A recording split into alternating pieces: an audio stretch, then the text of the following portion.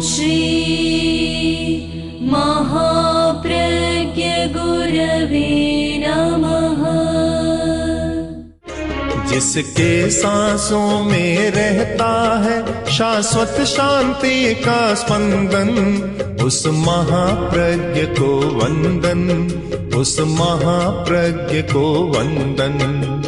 सत्य अहिंसा अनेकांत को अर्पित जिसका तन मन, उस महाप्रज्ञ को वंदन, उस महाप्रज्ञ को वंदन। जिसके सांसों में रहता है शाश्वत शांति का स्पंदन, उस महाप्रज्ञ को वंदन, उस महाप्रज्ञ को वंदन।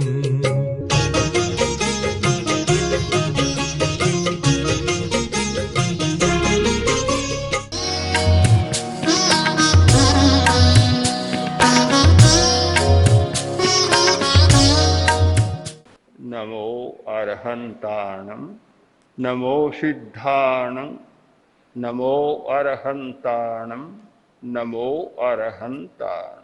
अरहत को पहले नमस्कार और सिद्ध को बाद में नमस्कार। प्रश्न आवश्यक है और अस्थानीय भी नहीं। सिद्ध सर्वथा कर्म मुक्त है, जबकि अरहत के 4 कर्म भी रहते, शरीर भी रहता है, वे अशरीर है। तो पहला स्थान सिद्ध का है, दूसरा स्थान अरहत का। ये क्यों? ये विपर्यास क्यों? पहले होना चाहिए नमो सिद्धाणम और फिर नमो अरहंताणम। इस प्रश्न का उत्तर व्यावहारिक दृष्टि से भी खोजें तो सरल है कि आदमी प्रथम स्थान उसको देता है जिससे अपना स्वार्थ सिद्ध होता है। सिद्ध है, परमात्मा है, पर उनसे हमारा कोई स्वार्थ सिद्ध नहीं होता। अपने आप में तो परम बन गए, पर हमारे लिए उनकी उपयोगिता नहीं रही। उपयोगितावादी दृष्टिकोण, दर्शन के क्षेत्र में 2 दृष्टिकोण हैं, एक अस्तित्ववादी दृष्टिकोण और एक उपयोगितावादी दृष्टिकोण। तो आदमी उपयोगिता की बात सोचता है कि हमारे लिए इसका क्या उपयोग है। अगर हमारे लिए कोई उपयोग नहीं है तो फिर वह हमारे काम का नहीं। अरहत की उपयोगिता है क्योंकि वह शरीरधारी है, बोलते हैं, उपदेश देते हैं, प्रवचन करते हैं, रास्ता दिखाते हैं, तो उनकी उपयोगिता है। जो अपने आप में लीन हो गया उसकी समाज के लिए कोई उपयोगिता नहीं है। उपयोगिता का प्रश्न बड़ा महत्वपूर्ण है और उसके आधार पर ही हम शक्ति का विश्लेषण कर सकते हैं। शक्ति एक अत्यंत अनिवार्य तत्व है। शक्ति के बिना हमारा कोई काम नहीं होता। हमारे शरीर में तेजस शरीर की शक्ति है, इसीलिए हम बोलते हैं, चलते हैं, खाते पीते हैं, काम करते हैं, प्रवृत्ति करते हैं। एक अंगुली भी हिलाना है, शक्ति के बिना, तेजस शरीर के सहयोग के बिना नहीं हो सकता। तेजस शरीर, हमारे भीतर एक शरीर है, विद्युत शरीर, एक इलेक्ट्रिकल बॉडी हमारे भीतर है और उस इलेक्ट्रिकल बॉडी तेजस शरीर के माध्यम से ही हमारी सारी क्रिया होती है। जहाँ तेजस शरीर स्थान छोड़ देता है, आदमी का शरीर शून्य हो जाता है। लकवा मार गया, पोलियो हो गया, यह हो गया, वह हो गया, निकम्मा हो गया अवयव। इसका अर्थ है कि तेजस शरीर वहाँ से चल विदा हो गया, वह स्थान शून्य हो गया। तो तेजस शरीर की शक्ति, हमारी सारी शक्ति विद्युत के द्वारा संचालित होती है। चाहे व्यवहार के क्षेत्र में देख लो कि विद्युत के द्वारा सारा विज्ञान का विकास चल रहा है, और आंतरिक दृष्टि में देखें तो हमारी आंतरिक विद्युत के द्वारा यानी तेजस ऊर्जा के द्वारा हमारा सारा कार्य चल रहा है। आगे जाएं तो एक कर्म है अंतराय कर्म। अंतराय कर्म का उदय होता है, शक्ति का स्खलन हो जाता है, और अंतराय कर्म का क्षयोपशम होता है, विलय होता है, तो शक्ति का विकास हो जाता है। हम ऊपर नीचे दाएं बाएं आगे पीछे छहों दिशाओं में देखें, खूब ध्यान से देखें तो पता चलेगा कि जहाँ शक्ति है वहाँ सफलता है, जहाँ शक्ति नहीं है वहाँ सफलता नहीं है। समस्या तो है शक्ति का उपयोग। कुछ लोग शक्तिशाली हो जाते हैं, उपयोग अच्छा नहीं करते, दूसरों को सताने में करते। कुछ लोग ऐसे हैं कि शक्तिशाली होकर दूसरों की भलाई के लिए उसका उपयोग करते। दुनिया में दोनों धाराएं चल रही है। कुछ लोग शक्तिशाली बन गए, उनके पास शस्त्र बल हो गया, धन बल हो गया और जन बल भी हो गया। जन बल है, धन बल है और शस्त्र बल है, तो फिर उन पर कोई अब अंकुश नहीं, वे जो चाहे सो कर देते हैं सारा। कुछ लोग ऐसे हैं कि जिनके पास ये तीनों है पर उनमें विवेक की चेतना जागृत है, इसलिए वे किसी दूसरे का अनिष्ट नहीं करते। शक्ति का उपयोग दोनों दिशाओं में होता है, दूसरे की भलाई करने में भी होता है और दूसरे का अनिष्ट करने में भी होता है। कुछ व्यक्ति आए, एक व्यक्ति ने कहा कि किसी ने कोई तांत्रिक प्रयोग करा दिया, अभी कमरे में 2000 रुपये लाकर रखे, 2 घंटा बाद नदारत, ताला बंद है, कमरा बंद है, खोले तो रुपया नहीं। अब भीतर तो कोई गया नहीं, किंतु एक शक्ति का प्रयोग जरूर है, तांत्रिक प्रयोग का अपहरण हो सकता है सीधे। पहले भी हमारे सामने कई बार ये समस्या आई कि बड़ी भारी समस्या है, और भी कुछ समस्याएं आई। यानी शक्ति का दुरुपयोग भी बहुत होता है। ऐसे मंत्र भी हैं, यंत्र भी हैं और तंत्र के प्रयोग हैं जिससे दूसरे का अनिष्ट किया जा सकता है।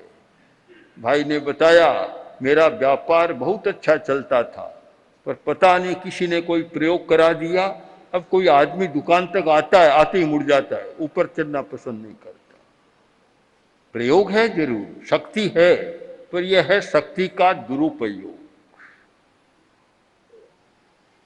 शक्ति के साथ एक अंकुश की जरूरत है। हाथी पर अंकुश होता था तो हाथी मदोन्मत्त होता, तो महावत अंकुश लगातार हाथी शांत हो जाता। हर चीज पर अंकुश की जरूरत है, अन्यथा यह नकारात्मक शक्ति बहुत बड़ा अनिष्ट कर सकती है। तो हम भी विचार करें। पहला विचार तो यह करें कि कमजोर किसी को नहीं रहना। कमजोर जो होता है, शक्तिहीन होता है, वह दुनिया में एक कंकड़ की तरह, पत्थर या मिट्टी के ढेले की तरह अपना जीवन जीता है और कोई उसका मूल्य नहीं होता। एक कठपुतली का सा जीवन जीता है, ज्यादा उसका मूल्य नहीं होता। तो पहला संकल्प है कि शक्तिशाली होना है। वीर्य का उपयोग करना है। वीर्य शक्ति, हमारी बल शक्ति, शरीर का बल, मन का बल, वाग बल, वाणी का बल, भावना का बल, ये हमारी आंतरिक बल। और धन बल, जन बल, ये शस्त्र बल, ये सब बाहर के बल हैं। तो अब शक्ति का उपयोग कैसे करें? आजकल ऐसा लगता है कि शस्त्र बल बहुत बढ़ गया, उसका उपयोग भी बहुत हो रहा है। उपयोग नहीं कहना चाहिए, दुरुपयोग बहुत हो रहा है। इसका कारण कि उसके साथ वह हित की भावना नहीं है, विवेक चेतना नहीं है। जहाँ विवेक की चेतना नहीं होती, हित की भावना नहीं होती, इष्ट की भावना नहीं होती, अनिष्ट की भावना होती है, वहाँ उसका दुरुपयोग हो जाता है। एक संस्कृत साहित्य में कथा है कि कोई संयोग ऐसा बैठा कि बंदर राजा का भक्त बन गया। पशु पक्षी भी कभी कभी किसी के भक्त बन जाते हैं, कुत्ता भी स्वामी भक्त हो जाता है, बंदर भी हो जाता है, तोते, मैना ये भी हो जाती है। तो राजा का भक्त बन गया, बस राजा को छोड़ता ही नहीं है, हमेशा राजा के पास रहता है।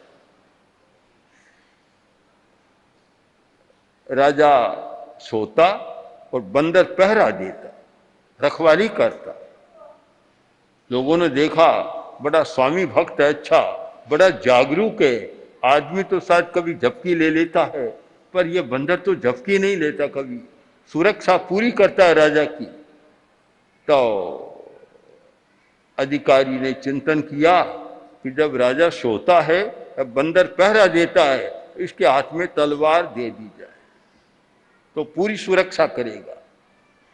हाथ में शक्ति तो आ गई, बंदर के हाथ में तलवार आ गई, अब सुरक्षा का साधन आ गया, पर साथ में विवेक नहीं था। शक्ति तो दे दी पर विवेक नहीं दिया। राजा एक दिन सो रहा था और मक्खियां बहुत हो गई थी, तो राजा के शरीर पर मक्खी आकर बैठती थी। अब आदमी तो मक्खी को उड़ाता, पर बंदर के पास वह तो हाथ तो है नहीं कि जैसे उड़ा दे। तो मक्खी गले पर आकर बैठी, तो बंदर ने सोचा कि मक्खी बार बार आ रही है।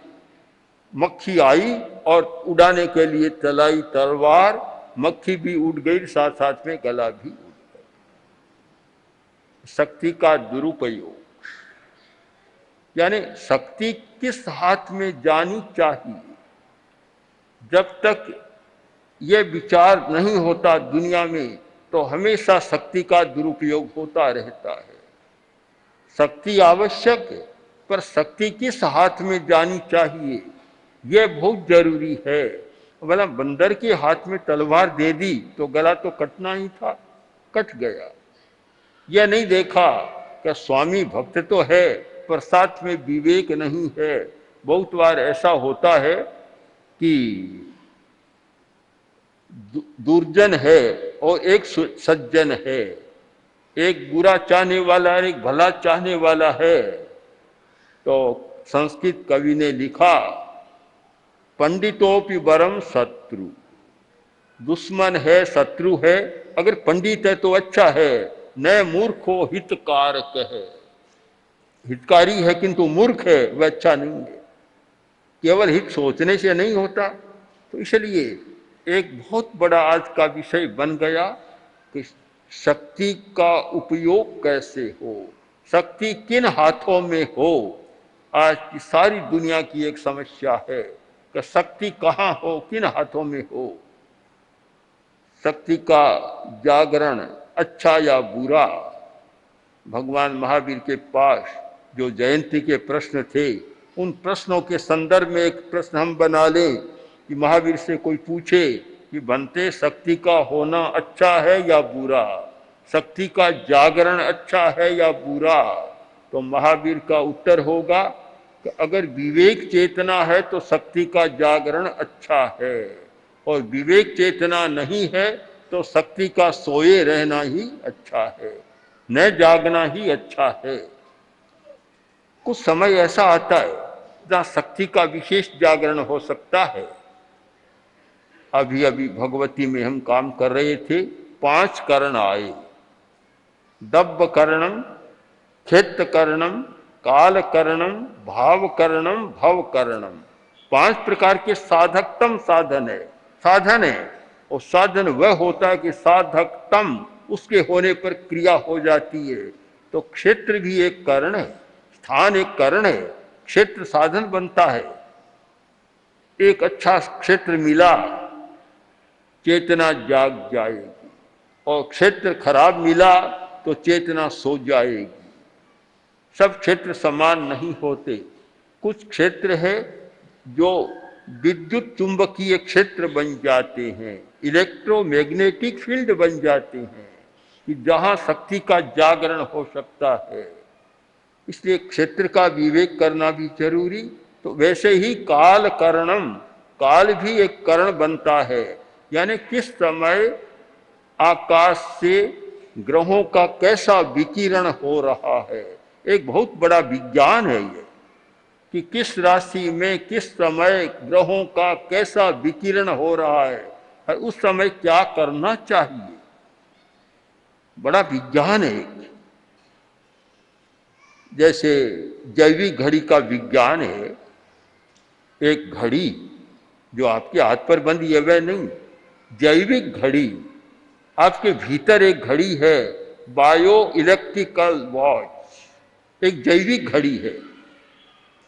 तो वह घड़ी उस समय बताती है कि अभी 2 बजे हैं, तो आपको 2 बजे क्या काम करना चाहिए।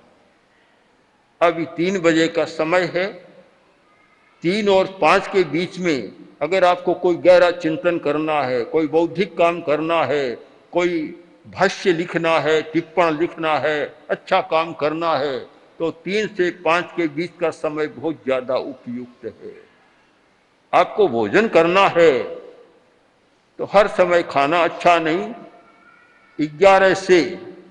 11 बजे से 1 बजे के बीच का समय भोजन के लिए सबसे अच्छा समय है।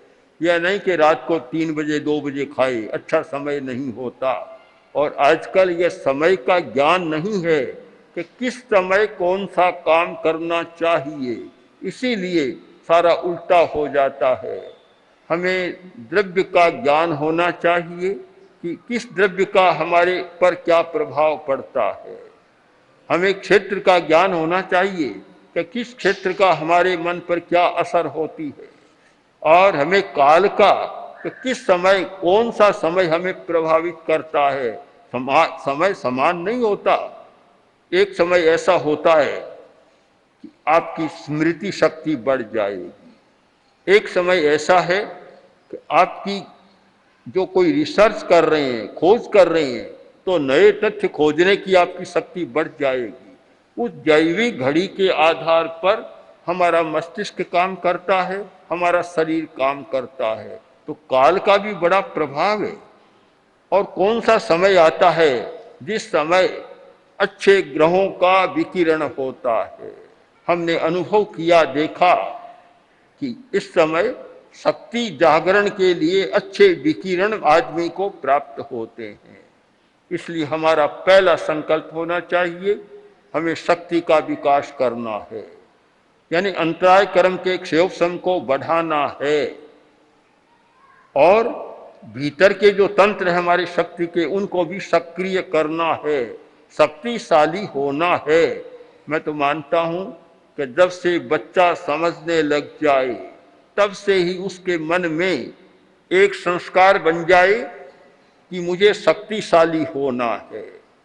हऊ कामेनम, 10वें कालिक सूत्र में एक बहुत सुंदर प्रयोग आता है, हऊ कामे। 2 बच्चे खड़े हैं और एक से पूछे, हऊ कामे, क्या तुम कुछ होना चाहते हो? कहाँ होना चाहता हूं। दूसरे से पूछे, तुम होना चाहते हो? क्या नहीं, कुछ भी नहीं, मैं तो कुछ भी नहीं। दोनों की दिशाएं अलग हो जाएगी। ये संकल्प हो कि मुझे कुछ होना है। इस दुनिया में जन्म लिया है, मनुष्य का शरीर मिला है और दुर्लभ शरीर मिला है, जिसमें शक्तिशाली नाड़ी तंत्र, शक्तिशाली ग्रंथि तंत्र और हमारी शक्तिशाली रसायन, ये सारा संयोग मिला है। तो मुझे अवश्य कुछ होना है। हऊ कामेनम, मुझे कुछ बनना है। अब जब मुझे कुछ होना है तो फिर दिशा का निर्धारण करना होता है। मैं जो होना चाहता हूं तो मुझे किस दिशा में जाना है, इसका निर्धारण करना होगा। अगर व्यापारी होना है तो उसकी दिशा भिन्न हो जाएगी, सर्विस में जाना है तो उसकी दिशा भिन्न हो जाएगी, इंजीनियर बनना है, डॉक्टर बनना है, और आजकल सॉफ्टवेयर का बहुत चलता है, उसमें कुछ काम करना है, तो दिशाएं भिन्न भिन्न हो जाएगी। पर मन में एक ललक जाग जाए कि मुझे कुछ न कुछ होना है, ऐसे ही नहीं रहना है। इतना दुर्लभ संयोग मैंने प्राप्त किया तो खाली नहीं रहना है, कुछ होना है। तो शक्ति का अर्जन, सब जानते हैं कि भगवान महावीर पुरुषार्थवादी थे।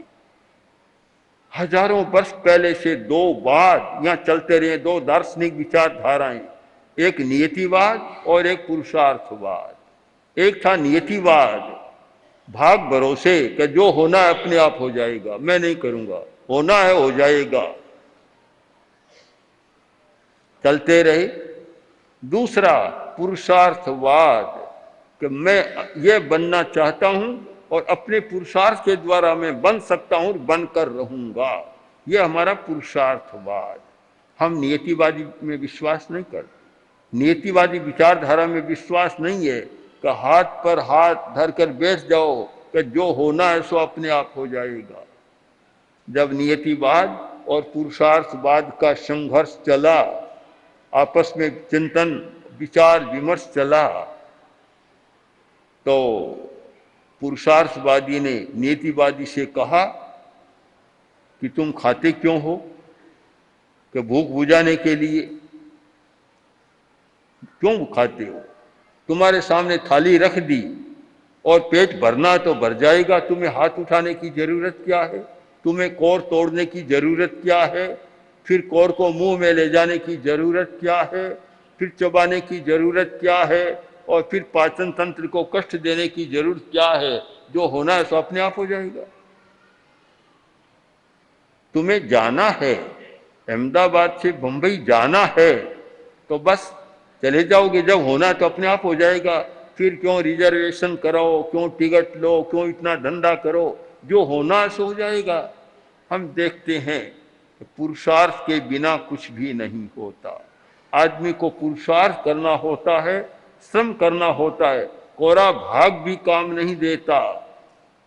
सिद्धांत तो यहाँ तक जा सकता है कि अगर पुरुषार्थ नहीं है तो अच्छा भाग्य भी निकम्मा चला जाता है। एक आदमी का भाग्य बहुत अच्छा है पर आलसी है, पुरुषार्थ नहीं किया तो भाग्य भी निकम्मा चला जाएगा। इसलिए हम श्रम करें, पुरुषार्थ करें और पुरुषार्थ के द्वारा शक्ति को जगाने का प्रयत्न करें। सब लोग चिंतन करें कि शक्तिशाली होना हमारी कल्पना हो, शक्तिशाली बनना है और उसके लिए उपाय खोजना, उपाय में ध्यान, मंत्र, जप, अनुप्रेक्षा आदि अनेक उपाय है। उपाय खोजना, उनका प्रयोग करना, पर साथ में अहिंसा की भावना रखना कि मैं शक्ति अर्जन करूंगा पर उसके द्वारा किसी का भी अनिष्ट नहीं करूंगा, यह संकल्प। तो फिर शक्ति की साधना बहुत सार्थक हो सकती है और उसके द्वारा अपना विकास हो सकता है। हाँ, विकास के लिए, अपने कल्याण के लिए, दूसरों के कल्याण के लिए उसका उपयोग किया जाए तो समस्याओं का समाधान होता है। तो शक्ति का अर्जन, शक्ति का संचय, शक्ति का उपयोग, इन सब पर विचार करें और भगवान महावीर की उस वाणी पर विचार करें। द्रव्य, क्षेत्र, काल और भाव, ये चार शब्द ऐसे हैं कि कोई भी काम द्रव्य की दृष्टि से देखें, क्षेत्र पर विचार करें, काल पर विचार करें और भाव पर विचार करें। इन सब का एक संतुलन बनाएं तो एक और अधिक शक्तिशाली व्यक्तित्व का निर्माण किया जा सकता है। ओम श्री महाप्रज्ञ गुरवे नमः। गुरवे नमः, गुरवे नमः। ओम श्री महा महाप्रज्ञ गुरवे नमः। ओम श्री महाप्रज्ञ गुरवे नमः। ओम श्री महाप्रज्ञ गुरवे